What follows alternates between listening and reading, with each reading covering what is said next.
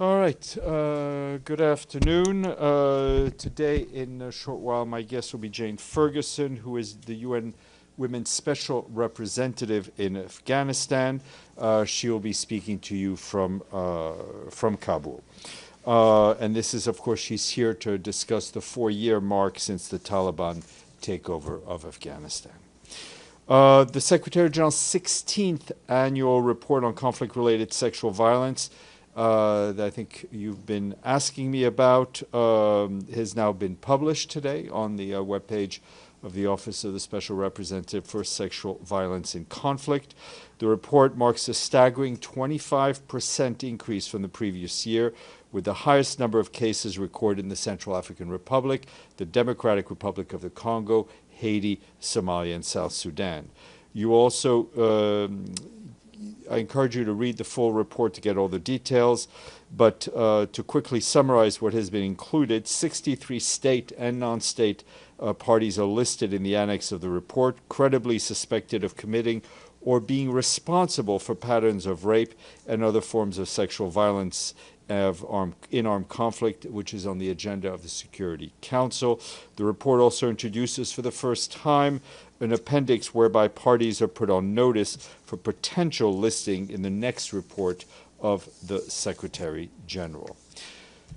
Starting off with Ukraine today, our colleagues in the Office of the Coordination of Humanitarian Affairs tell us that as front lines shift, intense hostilities are continuing to inflict a heavy toll on civilians on a daily basis, causing widespread destruction and forcing thousands of people to flee their homes. In the Donetsk region, where fighting has escalated, Ukrainian authorities ordered the mandatory evacuations of families with children from over a dozen towns and villages. Between Monday and Wednesday this week, authorities report that more than 6,000 people fled high-risk communities along the front lines, either through organized evacuation or on their own accord. Relentless attacks are also impeding both evacuation of civilians and the delivery of aid to Pokrovsk town, located just a few kilometers from the front lines.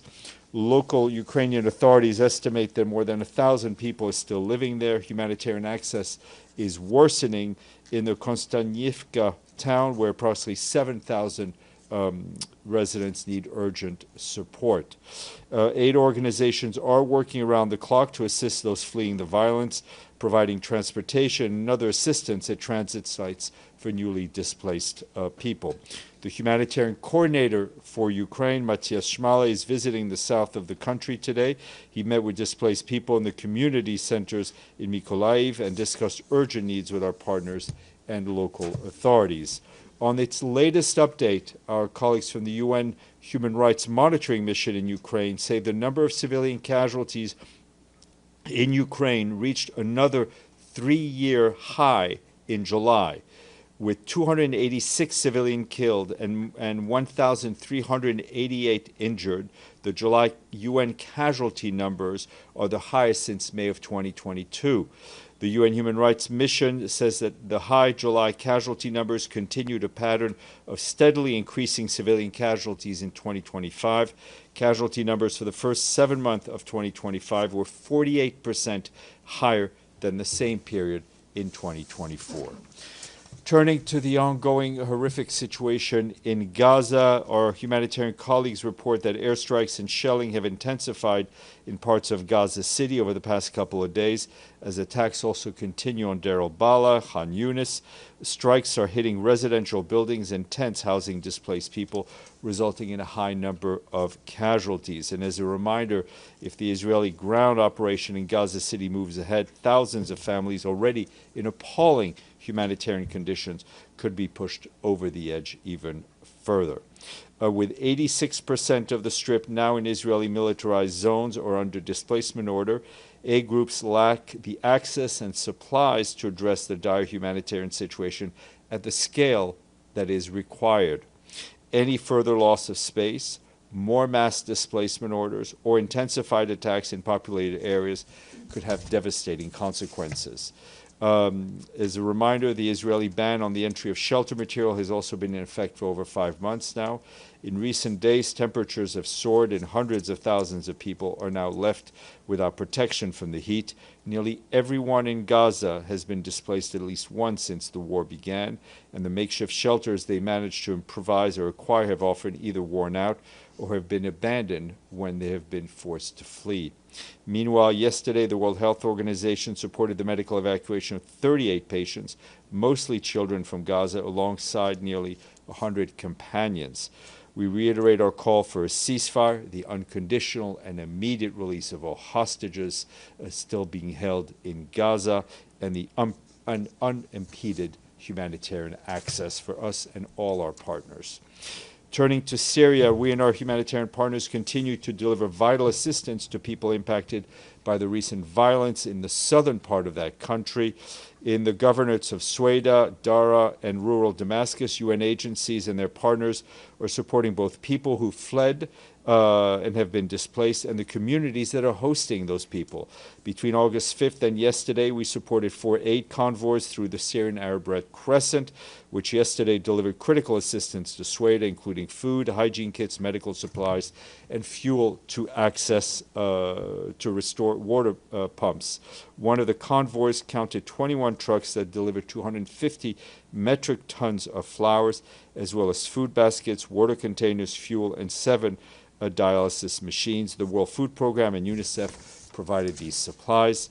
But of course, more support is urgently needed. More than 190,000 people were displaced by the recent violence, which has also disrupted basic services and commercial supplies.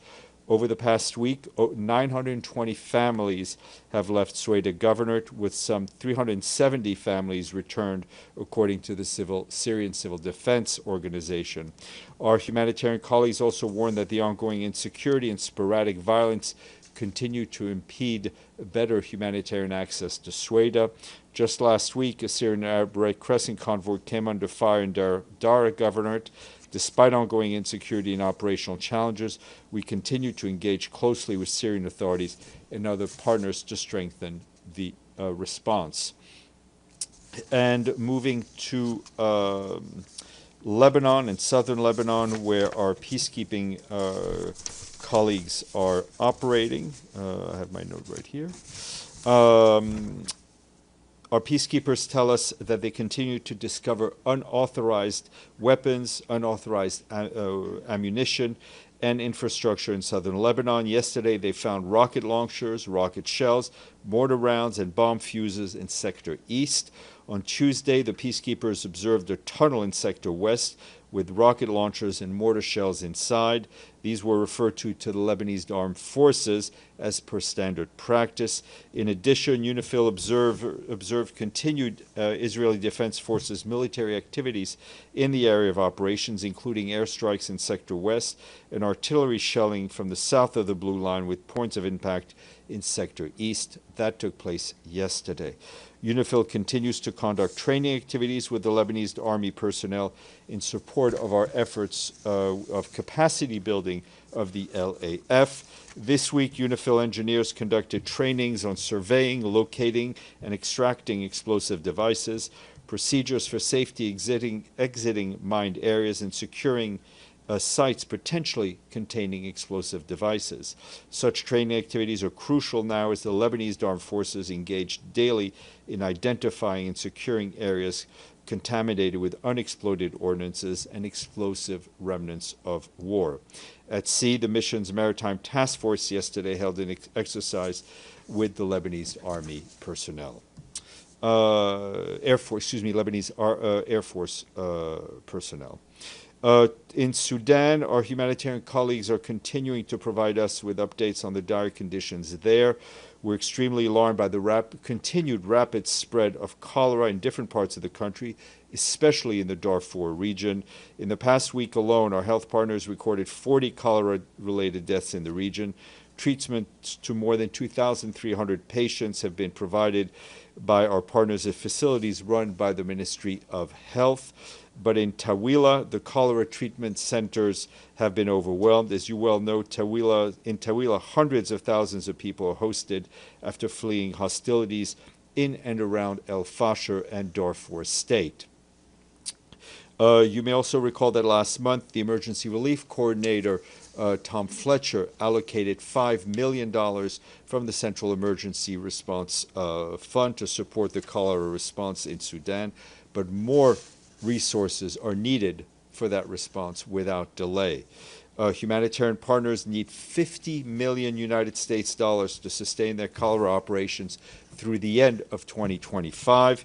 Meanwhile, active fighting, insecurity, and bureaucratic impediments continue to block or delay our access to areas impacted by famine and other locations in acute need. El Fasher in North Darfur remains besieged and cut off from humanitarian support.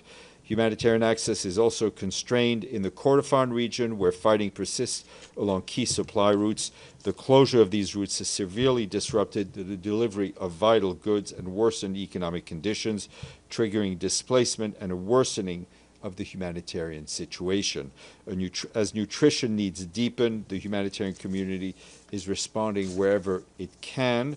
In East Darfur, to identify acute cases or refer children for treatment, our partners, supported by UNICEF, screened 32,000 children under the age of 5 for malnutrition last month alone.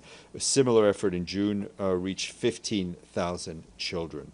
We continue to reiterate that all parties engaged in this conflict must adhere to their obligations under international law, under international humanitarian law, including facilitating the unimpeded humanitarian access and protecting civilians from harm. And a quick update from Myanmar, where the situation there is not any better. The country continues to grapple with repeated shocks, including devastating conflict, flooding, and other disasters that have stripped millions of people in Myanmar of their homes, their shelter, their livelihoods, and sense of safety. Conflict between the Myanmar armed forces and various non-state armed groups continue to force civilians to flee their homes, exposing them to serious harm and protection risks. Since early July, heavy rains have also triggered widespread flooding and landslides, displacing families and damaging homes, roads, and other critical infrastructure. We, along with our humanitarian partners, have reached nearly 1.3 million people impacted by the earthquake that took place on March 28th of this year. However, underfunding continues to hamper our response. Funding cuts have forced reduction across all sectors of the humanitarian response in Myanmar, leaving vulnerable people desperate and dangerous situations and even more vulnerable. Myanmar remains one of the world's most underfunded humanitarian operations. We have $136 million in the bank, but we need $1.1 billion for this year's appeal. That's just, so we've only gotten about 12%. We call on all donors to step up their funding. I'll end,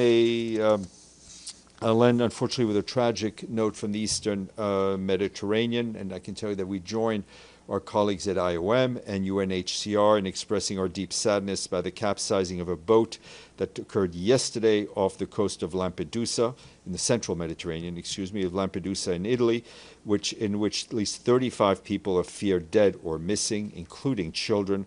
According to the information gathered by our colleagues from the 60 survivors that were brought to safety in Lampedusa, about 95 people had departed from Zawiya in Libya on 2 boats. One of the boats began taking on water and all passengers were transferred to the other, which was a fiberglass boat, which later capsized due to overcrowding. Reported nationalities on board were Egyptians, Somalis, Sudanese, and Pakistanis. Filippo Grandi, our High Commissioner for Refugees, pointed out that over 700 refugees and migrants have now died to date in the central Mediterranean. And that is, that's just the deaths that were recorded. No doubt there are many more. I'm done, Deji. And then today, the conflict-related sexual violence report of the Secretary General has been released. This year, we saw a new content called Unnoticed, which put Israel and Russia. What? Unnoticed? Yeah, unnoticed. Oh, unnoticed. Yes, unnoticed. It did not go not unnoticed. listed, Yes, but okay. unnoticed. Yes. So what's the? I mean, why there's this new category here? Unnoticed. Well, I think it was part.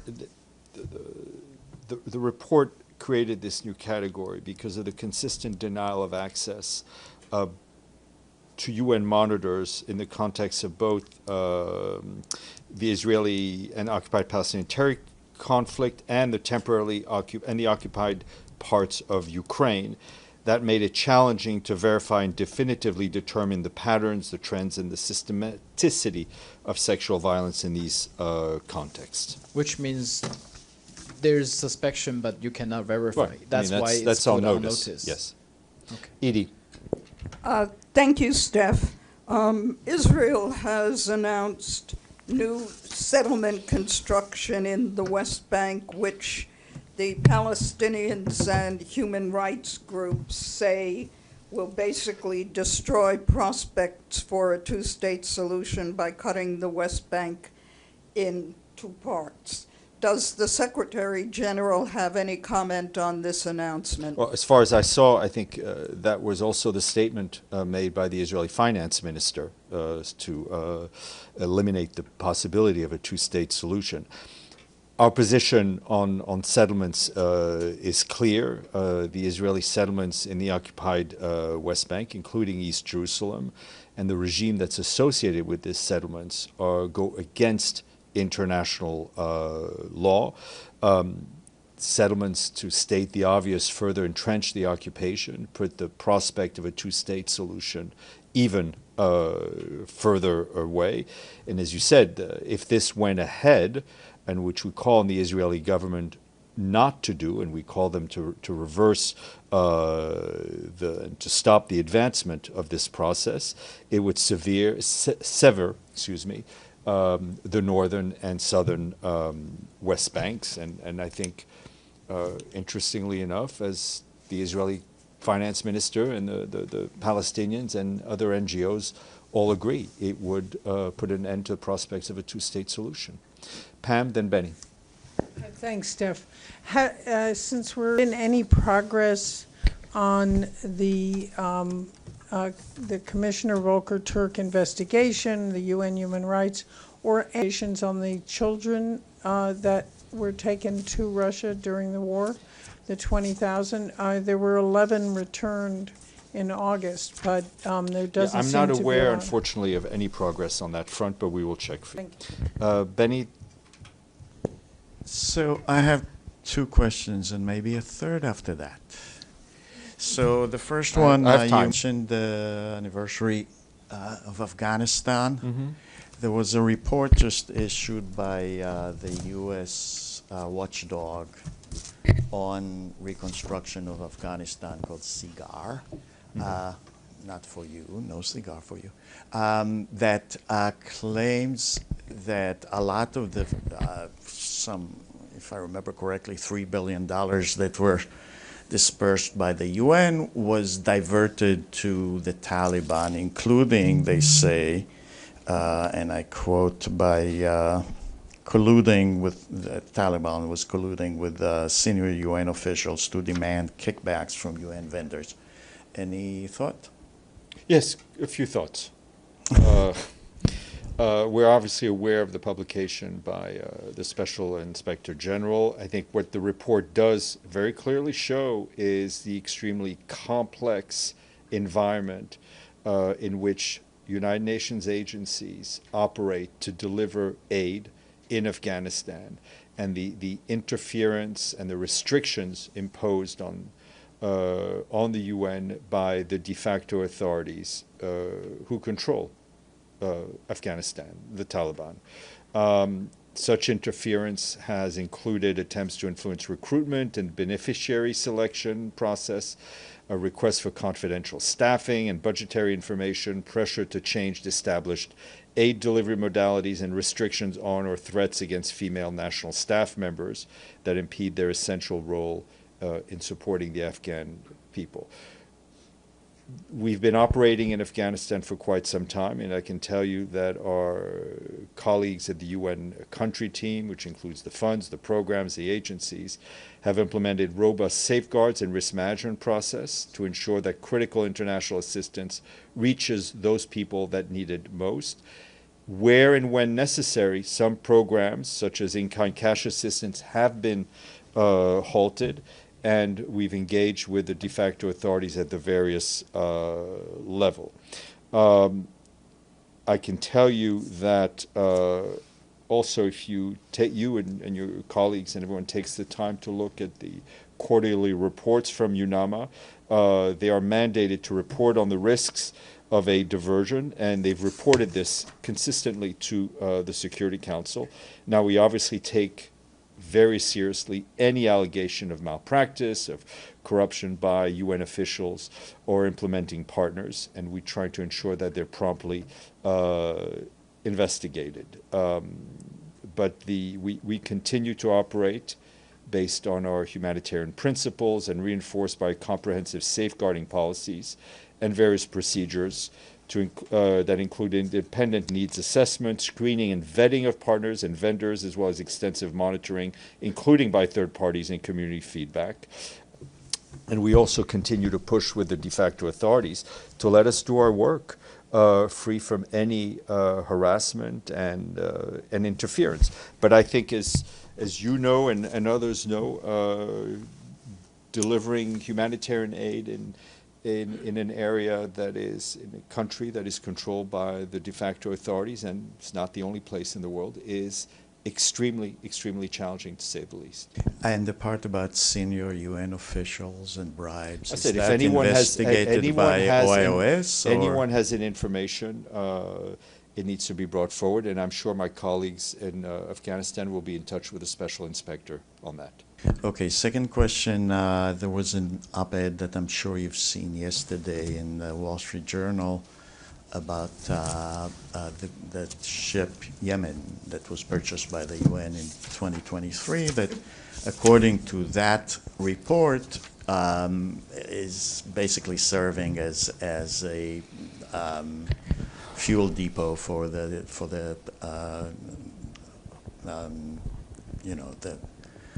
local people, as we call the Houthis.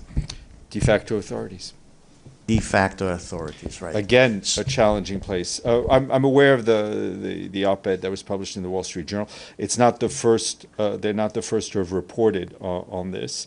What is important to note that the UN does not own the tanker, the Yemen tanker. It was transferred from the UN to the what's called the Safar Exploration Production Operation Company as part of the project to remove the oil from the Safar. I mean, if you'll recall, we had been talking for years and years about the risks that the Safar posed as it was decomposing with a huge amount of oil on board. Our colleagues at UNDP managed a very delicate operation, which I think saved the Red Sea and all those who live and depend on the Red Sea from an environmental catastrophe. UNDP has a contract with an international maritime company for advisory services, only to support the safe ongoing storage of the oil after it was removed from the Safar. The transfers that are being reported on by the Wall Street Journal and others are done by this local company, CPOC, independently of the Safar. It doesn't. The oil that was removed from the Safar remains removed and remains on board the Yemen. I can tell you that as a matter of due diligence in the advisory capacity on each occasion, UNDP has strongly objected to CPOC, which owns the vessel, both verbally and in writing, and requested that these transfers cease immediately. UNDP has no knowledge of the origins or destination of the vessels involved in these transfers. And a third question quickly. In a letter you sent, not you, Secretary General, which is I know him. Yeah, Mini-me. Yeah. Sent to the Israeli ambassador in advance of the publication of that report. He wrote that the report is based on information verified by the United Nations. Mm-hmm. You just said that that it's the United Nations can't investigate. I mean, so how was it verified? It verified in terms of what was in the narrative of the report. Obviously, the information that was gathered by Ms. Patton's office led them to put them on notice, and as well as other parties in different conflicts. Because there was a very celebrated case in State Teman detention center that was that is still pending actually in Israeli courts. In other words, what I'm trying to say is Israeli courts are investigating any allegations of sexual impropriety. And we've noted so we've noted why that do we publicly need from the here. UN for that? Well, it's the mandate. It's a mandate given to the Secretary General by the Security Council. No, why do we need UN access if there is? UN can go to Israeli courts. The special and find representative has a mandate given to her by the Security Council to investigate these things. Lenka, you've been very patient. Then Gabriel, you've also been very patient. Everybody's very patient. Thank you, Steph. Regarding tomorrow's summit, President Trump said he will be focused on a peace deal more than on immediate ceasefire. And he said that the rate of success for this meeting should be around 75%.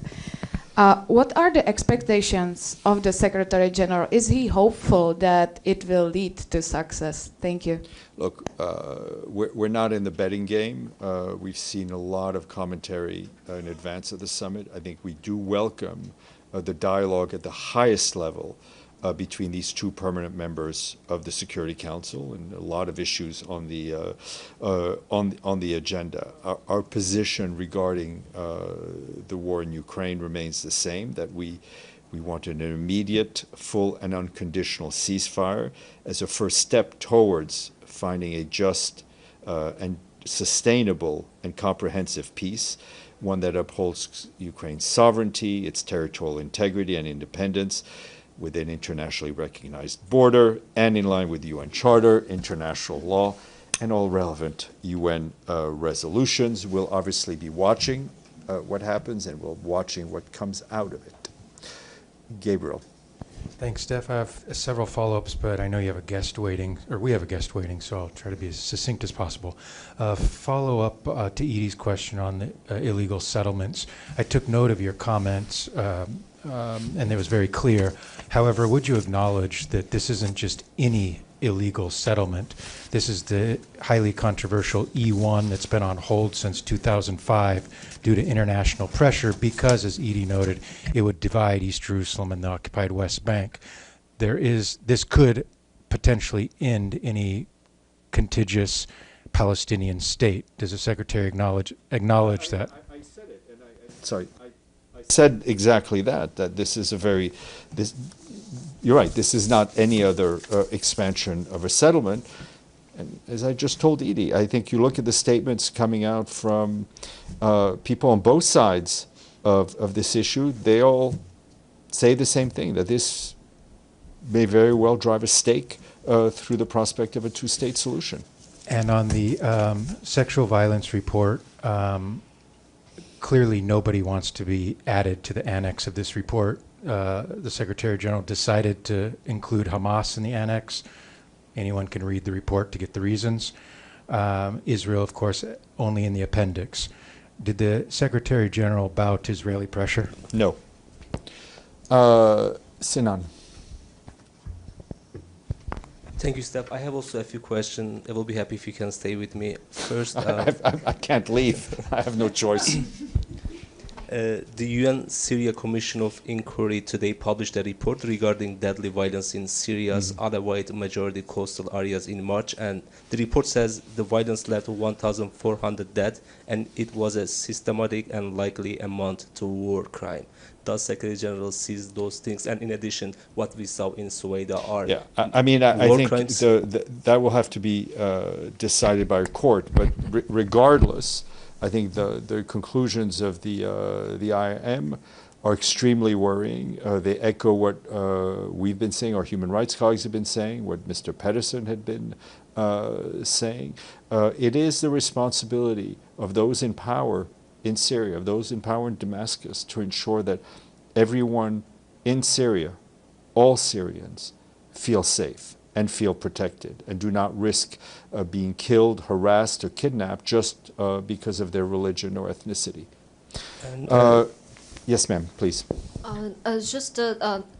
So in terms of tomorrow's summit, and the U.S. and Russia is meeting without Ukraine being presented, and it is said that there are some deals gonna be made in terms of the future of Ukraine. What would be the UN's position and attitude? I don't want.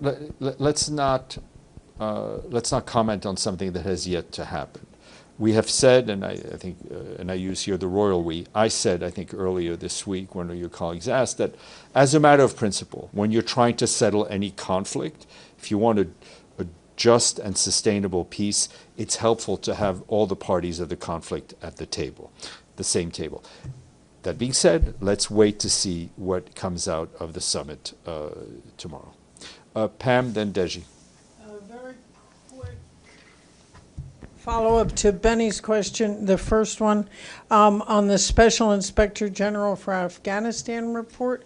Will that be made public? The report? Yeah? It is public. Okay. I mean, it's a U.S. report. They put it up on their website a day and a half ago. Okay, and on the, I hadn't seen it, on the reference to a current UN official, is that something that you're investigating? Well, I mean, we're obviously, we're reading this report with you, so we will obviously look into all these allegations. Deji. Thank you. Also follow up on Benny's second question about the Yemen tanker. The Yemen tanker has been purchased or acquired by UNDP at that time, right? So it's been sold? So what's, I don't understand, what is the if question? We do not own the oil that's in you own the tanker, right? We do not own the oil that's in the tanker. Because Yemen was acquired by the UN for $55 million. I mean the tanker, not the oil. No, and the tanker was transferred to CPOC as well. So it's also been exactly. It's been sold. Exactly. For how much and when? I don't know. We'll try to get you those dates. Okay. All right. On that note, thank you all, and I want to thank our guest, Jane Ferguson, who's been very patient. If we could put her on the screen.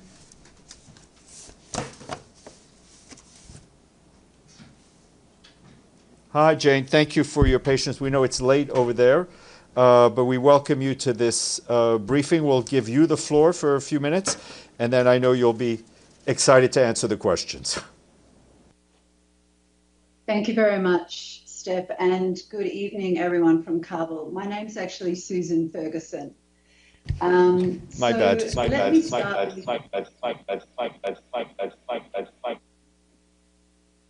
No worries at all.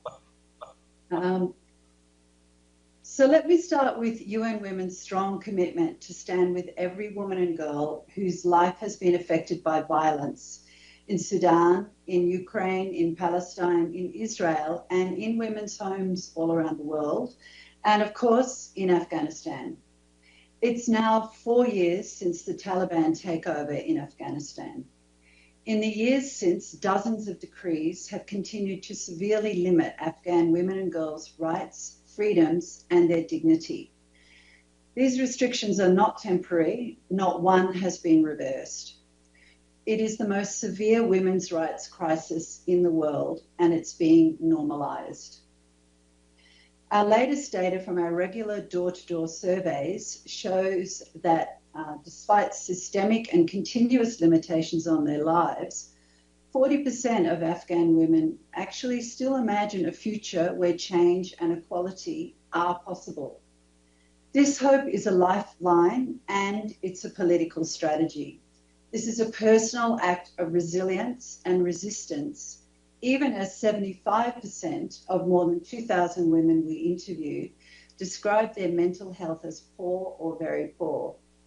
As Afghan women hold fiercely to this hope, the introduction last year of the so-called morality law was a defining turning point in Afghanistan, crystallizing the systematic erasure of women from public life. It codified long-held social norms existing for generations in some parts of the country into a rigid system of control, and it's already reshaping daily life. Our analysis shows family and community members and even some businesses are now policing women's behaviour themselves, driven by social pressure and fear of Taliban reprisals. This is how normalization works. It's woven into the fabric of everyday life. Although Afghanistan's security incidents have remained low, the tragedy is that women's security has not. Women continue to feel, and often are, unsafe in public places and in their families, and are unable to reap the benefits of an increase in the overall security situation since the takeover. When it comes to education and employment, women and girls are still barred from high schools, universities, and most jobs, devastating a generation of young Afghan women. Earlier this year, UN Women found that nearly 80% of young Afghan women are not in education, employment, or training, compared to 20% of men. Exclusion harms women, and it also harms their families, communities, and the country as a whole. Women continue to be systematically excluded from political and public life. The continued social and economic exclusion of women is projected to cost Afghanistan an estimated $920 million between 2024 and 26. 4 years into the takeover, the de facto cabinet remains entirely composed of men, a pattern that is mirrored at the subnational level. Some women have engaged informally with local and national de facto authorities to raise concerns about their communities and organisations.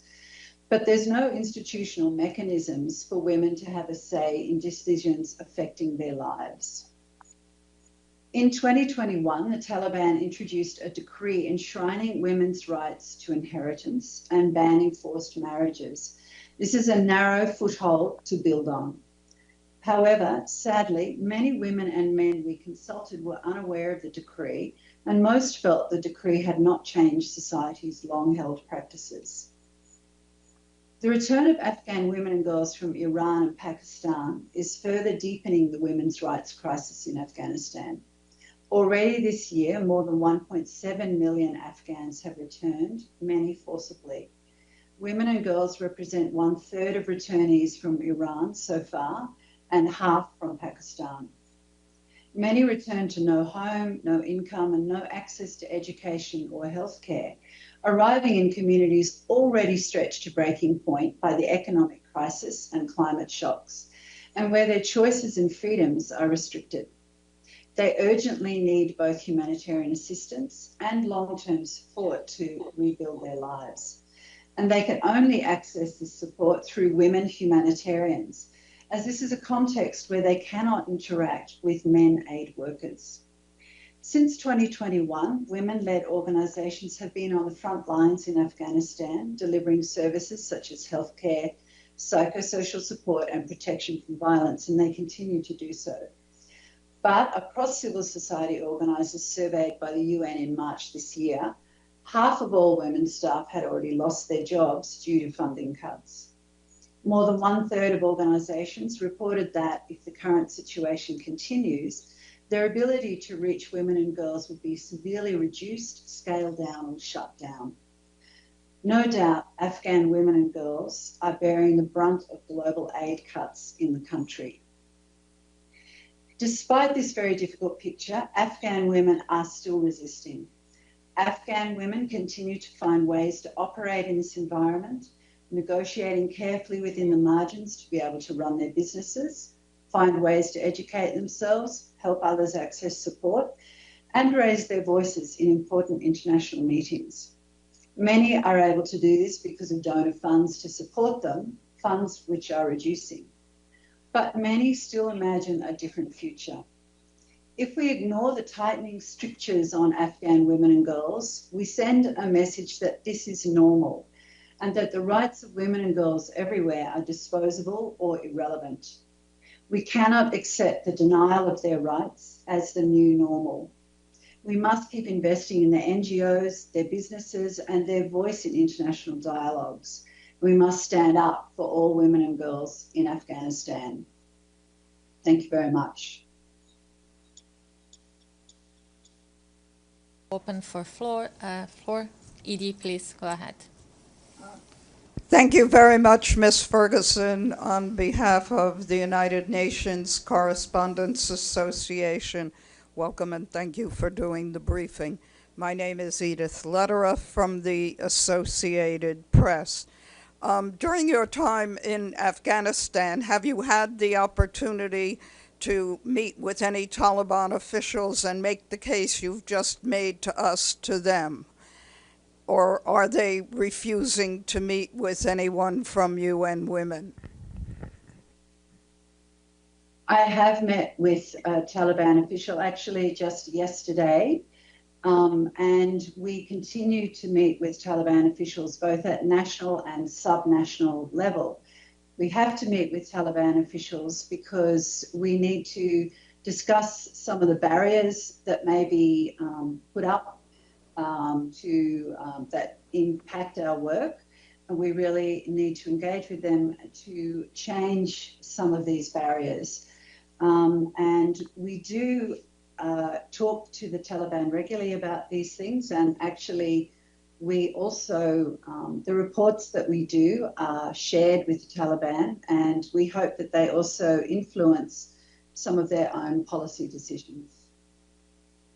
Said that nothing had changed in any of the decrees and edicts that the Taliban have made since they took power. Did you get any indication that there was any possibility of any change in your discussions? I think that that's a broad question for the UN as well. And I do not think that the restrictions will be reduced in the immediate term.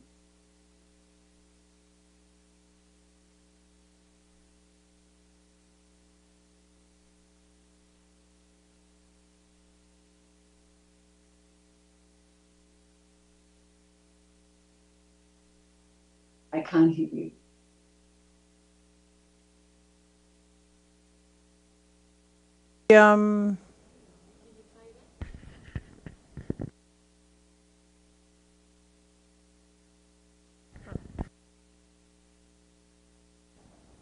How's that? Okay, better here. It's Pamela Falk. Thank you, Ms. Ferguson. It's Pamela Falk, U.S. News and World Report. A follow-up on Edie's question. There was a planned protest around the world by Afghan women, but also in Kabul. How did that go, and are there repercussions on women who protest? And then just as a bit of a follow-up, how does the Taliban deal with UN agencies? Obviously, you're speaking with them. Do they allow information into women? They clearly did not allow any UNICEF schools or anything like that. What are they allowing and what aren't they? Thank you. Thank you. Well, one of the things that they are allowing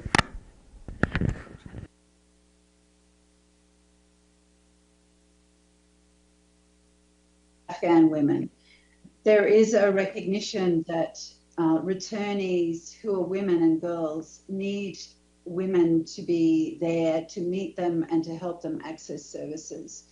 So this is one area that is an opening for women and girls in the country, and for us to continue to support the really important work that women humanitarians are doing, especially at this moment where there is an increase in returnees. So there are other opportunities also where, including, we work a lot with women-owned businesses, small businesses often, and some larger ones, to support women to gain access to finance and markets and that sort of thing. So there are still opportunities to provide support to women and also women-led organisations. Please.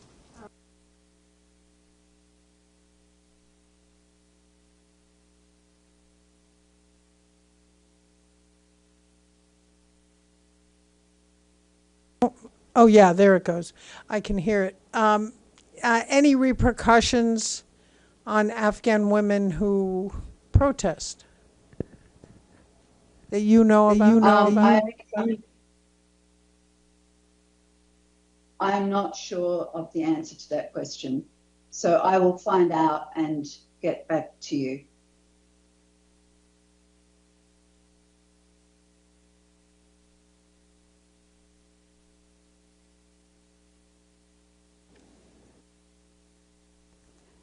Can you hear me? This is Dulcie Lineback from Pass Blue. I'm just a little confused because you say that women can't work, but then are you talking about entrepreneurs can actually keep businesses going? Okay, and what's an example of an entrepreneur, a typical entrepreneur in Afghanistan? And then you said some women can run large businesses. So what are you referring to? Thanks. So in the world of work, many jobs are not accessible for women to do anymore. There are certain bans in different sectors, but there are other sectors where women can still work. For example, women can be teachers of girls who are, up to grade 6.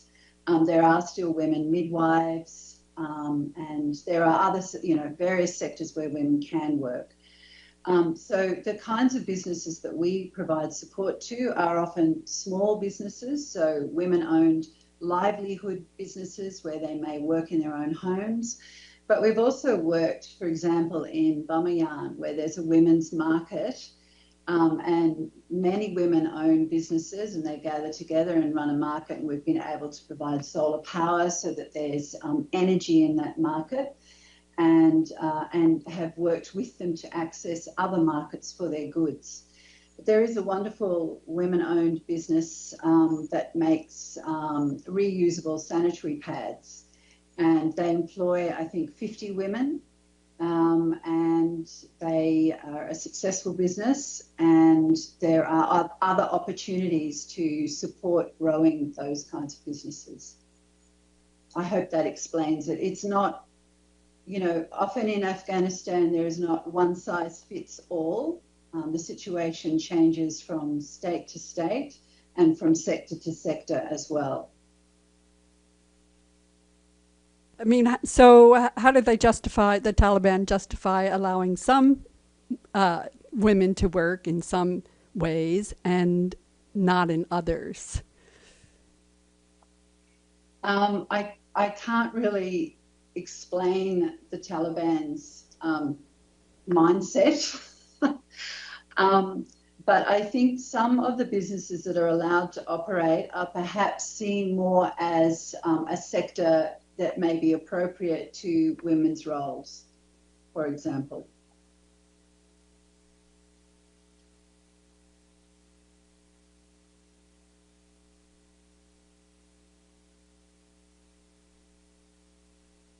Please, Iftikhar, you can go ahead.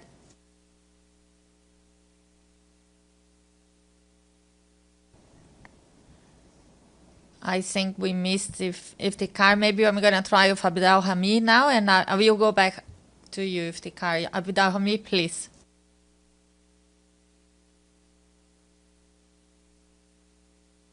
Can you please explain to me, how do you communicate with Afghani women? Do you visit them? Do they come to you? How you collect your information about Afghan women? Which language you use when you encounter Afghan women? How do they communicate their complaints to you as well? Thank you very much. Thank you. Thanks for the question. So we have a large staff cohort of women Afghans, and of course they have language skills, and we also have men Afghans, and they also obviously have language skills. So there are, that's one really important way, and that's in Afghanistan we really rely on our Afghan colleagues to be able to be a bridge language-wise. But there are also a number of Afghan women who speak English, which is my language, and I am able to speak to a number of Afghan women myself. But certainly our Afghan staff are exceptionally important. And the surveys that we do across the country, we have a range of enumerators who speak all the different languages in Afghanistan and are trained to collect the information and communicate. So we also work, in fact, a big part of our work is supporting women-led organisations, and we provide funds to more than 200 women CSOs across the country. And they also, work in their own communities, in their own languages and their own culture, navigating the different ways to provide services and talk to other women.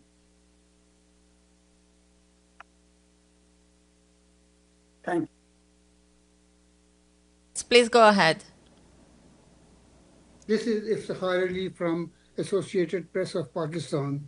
The recent UNAMA report describes the sad situation of the women and girls in Afghanistan and calls for urgent action before this situation gets normalized. What kind of action are you looking for? So in UN Women, our key way of working is to support Afghan women have a voice at a range of different decision-making tables, and that is still possible in different ways. So what we require is funding for those women-led organisations, because they're an important way of holding the space for women across the country to demonstrate leadership and to provide services that are much needed to the populations that they work in. So we urgently need more funds to provide that kind of support to women. And it's a number of these women are also providing this humanitarian support for returnees.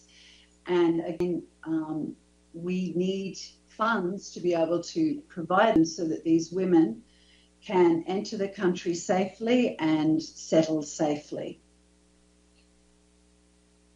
Do we have any further questions here on the floor? If not, I just would like to thank our guests again today.